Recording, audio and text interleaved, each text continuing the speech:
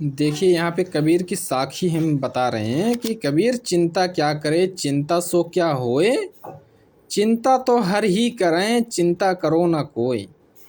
तो कबीर कहते हैं कि तुझे चिंता करने की ज़रूरत नहीं है। तुम क्यों चिंता कर रहे हो? तुम्हारे चिंता करने से कोई फ़र्क नहीं पड़ता।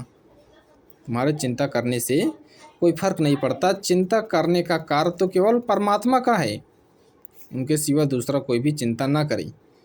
तो कबीर कहना चाह रहे हैं कि जो चिंता करने की आवश्यकता है मनुष्य के बारे में, अपने बारे में, वो तुम ब्रह्म पर, सत्य पर, परमात्मा पर छोड़ दो, भगवान पर छोड़ दो। क्योंकि चलाना संसार उनको है, उनके होने से संसार का आवाहन हो रहा है, संसार का निर्माण हो रहा है, संसार का जो क्रिया प्रक्रिया है चल रहा है। तो चिंता वो करे ना, कैसे चलेगा कैसे नहीं। तुम्हें चिंता करने की कोई ज़रूरत नहीं, क्योंकि तुम्हारी चिंता करने से कोई फर्क पड़ता भी नहीं।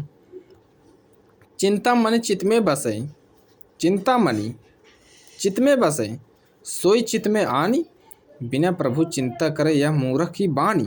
क्या प्यारी साखी है। चिंतामणि भगवान को कहा जाता है, चिंतामणि यानी भगवान का वास तो मन में है। चिंता वानी चित्त में बसे, चित्त यानी मन, चित्त में बसे। आपने मन में उसका ध्यान करो, उसका सुमिरन करो। सोई चित्त में आनी, उसी चित्त में, सोई चित्त मतलब उसी चित्त में उसका सुमिरन करो। और बिना प्रभु चिंता करे यह मूर्ख बान, वह व्यक्ति तो मूर्ख ही है जो ईश्वर का चिंतन न कर दूसरों की या अन्य विषयों की चिंता करता है। जो प्रभु का चिंतन न करके इधर उधर की फालतू चीज़ों में सोचता रहता है, मूर्ख व्यक्ति है वो।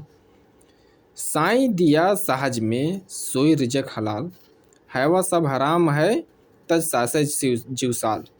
तुम्हारी मेहनत या भाग्य के अनुसार साईं ने, परमात्मा ने खुशी मन से जो तुम्हें दे दिया वही तुम्हारे हित में है।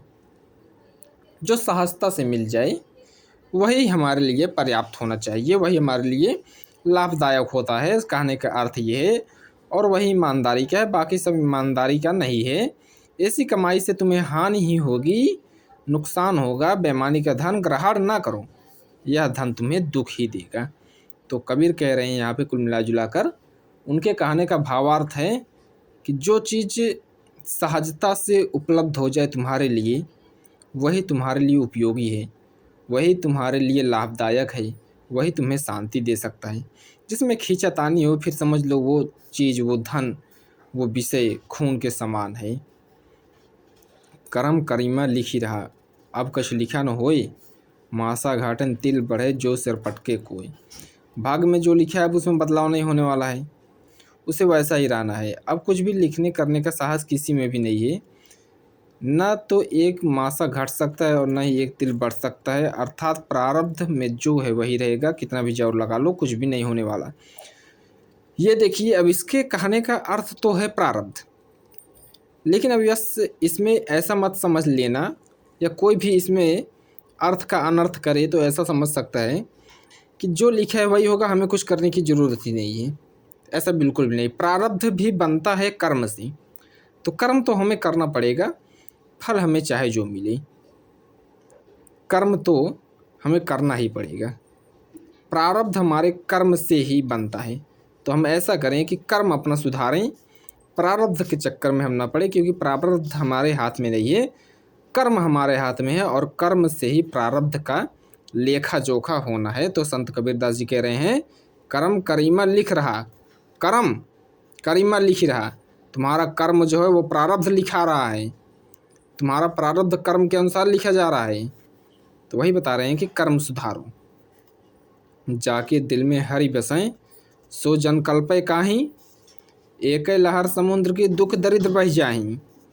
जिसके हृदय में हरि का वास है, परमात्मा का वास है, सत्य का वास है, वह व्यक्ति दुखी क्यों है?